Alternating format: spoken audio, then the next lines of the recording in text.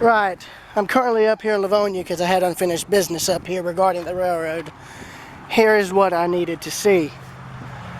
This is ex-Southern Railway passenger equipment that the Hartwell bought.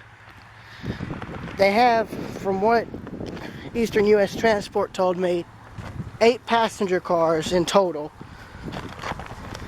I thought all 7 that they used were the old DL and WMUs, but no, they have 4 MUs, and then these are the other 4 cars that they have on standby. Probably former Southern ones, Southern Railway ones. I parked my truck off to the side of the road so I don't have to worry about it, but while these are in a little bit better shape, they're not in as good a shape. I mean, either way you look at it, all of the equipment they have for passenger use is either going to have to be overhauled and no doubt inspected, and probably going to have complete rebuilds done in order to bring them up to modern code standards. So, yeah, I mean, it ain't exactly an easy thing to do. I just wanted to show you all this. There's no easy way for me to photograph this because there's the railroad actually has stabilized the trackage across from here, and they've put a fence up, so I'm not going over there. And besides, I don't want to leave my truck vacant for too long. Besides, you can't trust people anymore. You got 2 Amtrak ballast hoppers there, and then they've got an old hopper there that's, I guess, being used as a buffer car. I don't know. But there's the equipment. So there's that. Next up is going to be 45, 56 and the other 3 locomotives up there in Lavonia in downtown. I know how to get to them. So I'll see y'all later. Right. I know I was already up here one day, but I'm back. So I can try and get better photographs of the equipment here.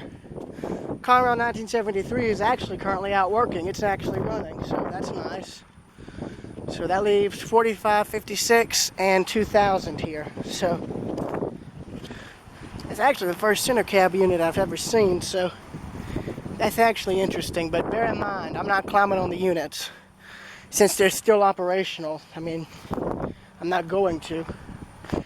Now here's something interesting. There was a feed mill here. That's what these are. These were the bases for the silos. That's what I saw in Hartwell. There was what I thought were sand pits were actually where grain silos used to sit. And this would have had, from what I can tell, 3 or 4. The main mill building would have been right in here. And this was where they would have offloaded the grain right here. From what I can tell, apparently that may have been the Hartwell's main commodity at one point, was grain.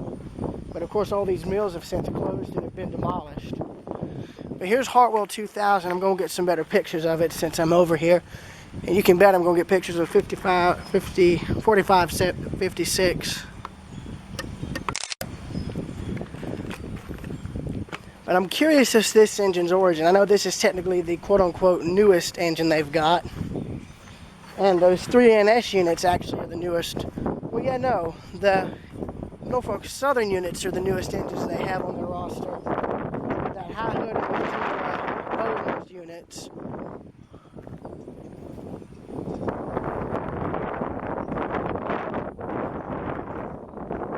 Yeah, so there must have been a massive grain mill here. Seeing this, these buildings here are here. These were where the hopper cars would have come in and they would have offloaded them. And this would have also been where they would have had trucks unload and load up with grain too. So, yeah, 1973, Conrail 1973 is currently out and running. This here is where they're maintaining the locomotives now. You see there's some bays for the hopper cars there. Got a brake shoe there. Some oil. Yeah, so this is where they're maintaining the unit. I'm gonna just walk on the rail. That probably is safer.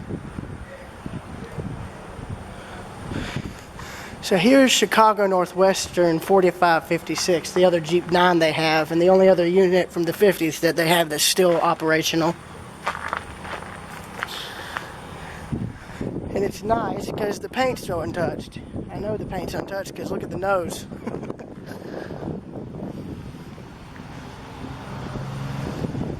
But what's funny is 454 up in Bowersville is the oldest engine on their roster. It's about 3 years older than this engine. This one was built in, I think, 56, and 454 was built in 53, so yeah. There's that. Here's one of the Amtrak's old maintenance of way equipped machines that Hartwell now owns. Like, I've noticed the few pieces of equipment they have that still work are parked either in Bowersville or Hartwell, or both.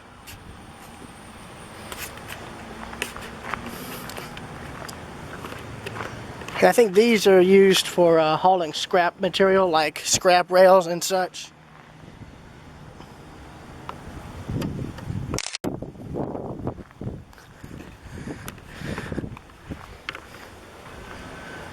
You know what?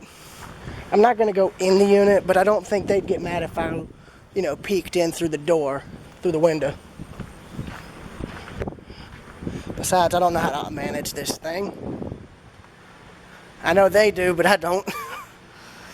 Besides, this is the Chicago Northwestern unit's one of the first ones I've seen, and the only one I've ever heard of in operation. So, yeah, you can see the rubber coating for the number boards coming off. They need to fix that, I'm sure.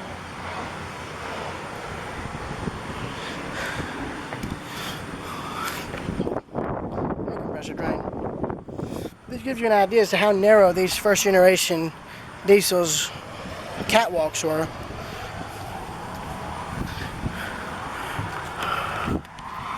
But there's the inside of the cab there.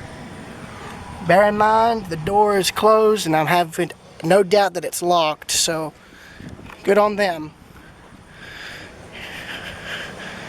And bear in mind, I'm just looking, okay? That's all I'm doing. I'm just looking. I'm not taking anything.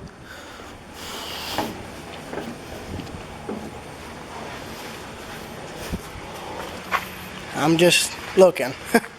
I'm curious, okay? You can't blame a guy for being curious. Oh, what's that there? Handbrake tested daily, see daily inspection form. So, I'm sure when the C&W had the engine, they took very good care of it. I have no doubt about that. But I mean, really, the Hartwell and its related subsidiaries are really using hand-me-down equipment.